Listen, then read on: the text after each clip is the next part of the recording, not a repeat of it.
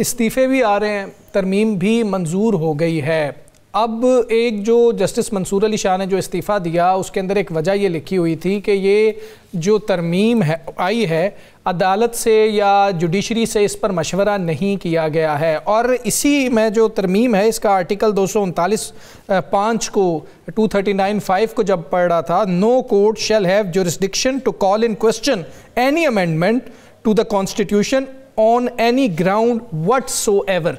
اس کو شامل کیا گیا، جس کا بھی شاید انہوں نے حوالہ یہی کہا کہ اب میں اس کو کسی طرح سے بھی دیکھ ہی نہیں سکتا ہوں کہ یہ درست ہے یا نہیں ہے، تو میرے رہنے کا جواز ہی پیدا نہیں ہوتا۔ اس سے ہم یہ سمجھیں کہ اس کو چیلنج ہی نہیں کیا جا سکتا آئینی ترمیم کو؟ اب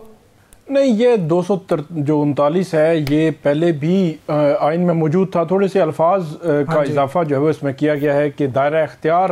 نہیں ہے کسی بھی عدالت کا کہ وہ کسی بھی جو آئینی ترمیم ہے اس کو جو ہے وہ دیکھ سکیں، لیکن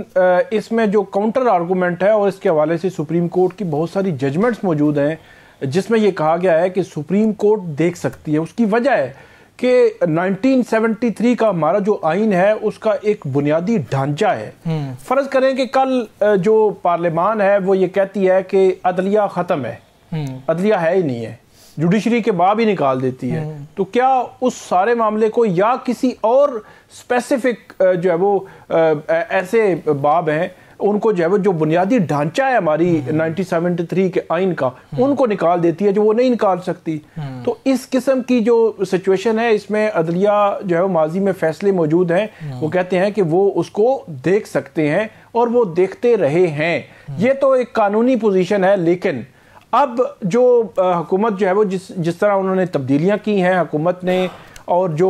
وفاقی آئینی عدالت میں چیف جسٹس سمیت باقی ججز ان کی جو تعیناتی ہے وہ وزیر اعظم کی سفارش پر ہوگی، یعنی کہ حکومت کی منشا اور مرضی پر جو ہے وہ ہوگی، تو اب یہ آپ کہہ سکتے ہیں کیونکہ وفاقی آئینی عدالت پر سپریم کورٹ کے جو فیصلے ہیں وہ بائنڈنگ نہیں ہوں گے۔ یہ ایک نئی چیز جو ہے وہ سامنے آئی ہے کہ فریش سے وہ شروع کریں گے، وہ جو بولیں گے وہی آئین کی تشریح جو ہے وہ ڈکلیئر ہو جائے گی۔ تو گویا یہ آپ کہہ سکتے ہیں کہ اب کی بار وفاقی آئینی عدالت کے سامنے جب 27ویں آئینی ترمیم کو چیلنج کیا جائے گا یا 26ویں آئینی ترمیم کے خلاف جو درخواستیں زیر التوا ہیں، تو وہ ممکنہ طور پر اس آرٹیکل کا سہارا لے سکتے ہیں۔ وہ کہہ سکتے ہیں جی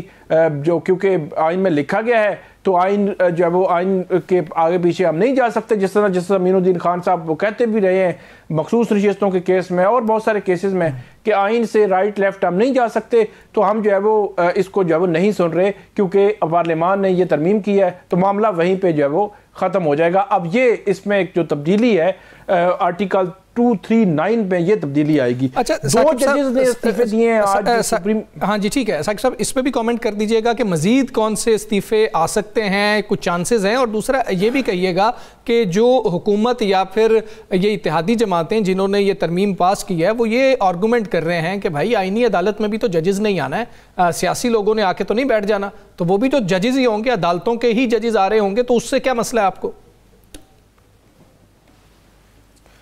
نہیں، اس میں جو صورتحال یہ ہے کہ سب سے بڑی جو معاملہ ہوتا ہے کسی بھی وکیل کی بطور جج جو تعیناتی ہوتی ہے وہ ایگزیکٹو سے اگر آئے گی اور حکومت وقت کرے گی، تو یہ ایک بڑا بیسک اور بنیادی سا آرگومنٹ ہے کہ ہر جو کانسٹیٹیوشنل یا آئینی معاملے میں ہر بڑے کیس میں وہ حکومت رسپونڈنٹ سائڈ پہ ہوتی ہے، مطلب حکومت کے بہت سارے فیصلے عدلیہ نے کالعدم بھی قرار دیے، بہت سارے ایکسیپٹ بھی کیے کہ ٹھیک ہیں درست ہیں۔ تو اس صورتحال میں جس طرح آپ دیکھیں کہ میں وہ مثال بنتی تو نہیں ہے، لیکن حکومت جو ہے وہ کسی اداروں کے سربراہ لگاتی ہے، ڈی سی اے سی لگاتی ہے، بہت سارے چیزیں جگہوں پہ اپنے جو ہے وہ لوگ لگاتی ہے، تو حکومت جو ہے اس کے مطمع نظر ایک ہی چیز ہوتی ہے کہ یہ ہمارا کتنا لائل ہے۔ اب میں یہ نہیں کہتا کہ ججز کے حوالے سے یہ ہوگا، لیکن الٹیمیٹلی گورنمنٹ نے یہ دیکھنا ہے کہ کون سا جج ہے جس نے ماضی میں حکومت کے مخالف اس طرح فیصلے نہیں جو ہمیں سوٹ کرتا ہے، اور اس کو پریفر کیا جائے، اس کو لایا جائے۔ تو یہ جو پیمانہ ہے، پیمانہ یہ ہونا چاہیے تھا کہ اس نے کتنے آئینی معاملات میں ججمنٹس دی ہیں، لیکن اگر پیمانہ یہ ہو کہ کس نے کتنے فیصلے حکومت کے حق میں دیے ہیں، تو پھر جو ہے وہ آپ شفافیت کہاں دیکھیں گے؟ کہاں پہ وہ جو ہے وہ کل جب حکومت رسپونڈنٹ سائڈ پہ ہوگی تو وہ حکومت کے مخالف جو ہے وہ فیصلے دے سکیں گے؟ یہ ایک تاثر جو ہے وہ اس کو زائل کرنا ضروری تھا، ضروری ہے کہ حکومت جو ہے وہ آپ یہ کہہ رہے ہیں اپوائنٹنگ اتھارٹی بھی ہوگی اور گھر پہ آپ یہ کہہ رہے ہیں کہ ہیومن پسندیدگی اور ناپسندیدگی کا جو عنصر ہے وہ آ جائے گا، اس وجہ سے اس کو ایسا دیکھا جائے گا۔ رانا صاحب، جرگہ ہوا سہیل آفریدی صاحب کے، اور آج وہ آ رہا تھا چیزیں سامنے کہ جی کہ کیا کیا اس کے نکات ہیں، 15 تقریباً جو نکات تھے وہ سامنے آئے تھے، جس پہ سب نے اگری کیا، سب نے اس پہ اسائن بھی کیے ہیں۔ اب کسی اہم حکومتی شخصیت سے بھی رابطہ ہوا ہے سہیل آفریدی کا، اور فیصل واڈا صاحب آج یہ کہہ رہے تھے کہ جی کہ میں بڑا درد مند ہوں اور عمران خان صاحب کے حوالے سے میں چاہتا ہوں کہ وہ رہا ہو جائیں، تو سہیل آفریدی صاحب وزیر اعظم صاحب سے بھی بات کریں، صدر صاحب سے بھی بات کریں، ملاقات کریں اس حوالے سے، تو پہل شاید ان کو ہی کرنی پڑے گی۔ دیکھیں، جرگے کی جہاں تک بات ہے اس پہ ایک چیز بڑی غور طلب ہے، جس چیز کو سیاسی جماعتیں وفاق میں نہیں مان رہی ان کی صوبائی جماعتیں صوبے میں مان رہی، جس پر وفاق کے اندر اختلاف ہے اس پر صوبے میں اس پہ اتفاق ہے۔ یہ ایک دیکھنے والی چیز یہ ہے کہ ایک جماعت ایک پیج پہ ہے، تحریک انصاف ایک پیج پہ ہے، باقی سیاسی جماعتوں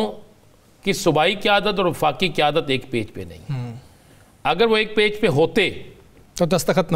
نہ کرتے، نہ کسی نے۔ دوسری بات، سہیل آفریدی نے ایک نئی رسم قائم کر دی، اس سے ہمیں ماننا ہوگا کہ اس شخص نے وہاں پہ اپوزیشن کو عزت دی۔ جب آپ کسی کو عزت دیتے ہیں تو پھر آپ وہاں پر عزت لیتے بھی ہیں، یہ دونوں چیزیں ہوتی ہیں۔ اس نے سب کو بلایا، سب کو عزت دی، سب نے متفقہ طور پہ اپنا ایک فیصلہ کیا۔ اگر اب ان کی جماعتیں وفاق میں بیٹھ کے ان فیصلوں پر عمل درآمد نہیں ہونے دیں گی تو پھر کس کا سیاسی نقصان ہوگا؟ نقصان ہوگا ان سیاسی جماعتوں کا جن کی صوبائی قیادت نے اوکے کی ہے، اس لیے کہ وہ وہاں کے صوبے کے موضوعی حالات کو دیکھ رہے ہیں، اپنے ووٹ بینک کو دیکھ رہے ہیں۔ وفاق والے شاید وہ چیز نہیں دیکھ رہے، اس پہ بھی بڑا ایک آنے والے دنوں میں آپ کو ہوگا۔ اور جہاں تک آپ نے بات کی، مجھے ایک بڑے ذمہ دار حکومتی شخص نے کہا کہ آج کوئی 7 بجے کے قریب ہماری شام 7 بجے بقول ہونا ان کے کہ سہیل آفریدی سے بات ہوئی ہے، اچھا، اور کچھ جو ان کے خدشات تھے اس کے حوالے سے کوشش کی جا رہی ہے کہ ان کے خدشات ختم ہوں، اور جو انہوں نے جرگہ کیا ہے اس پہ کون سی چیزیں ہیں جو ممکن ہیں اس پر ہم بات کریں، اور ساتھ ساتھ ہم ایک امن کی طرف جائیں۔ ہم ایک سیاسی جو ایک فضا ہے جس کا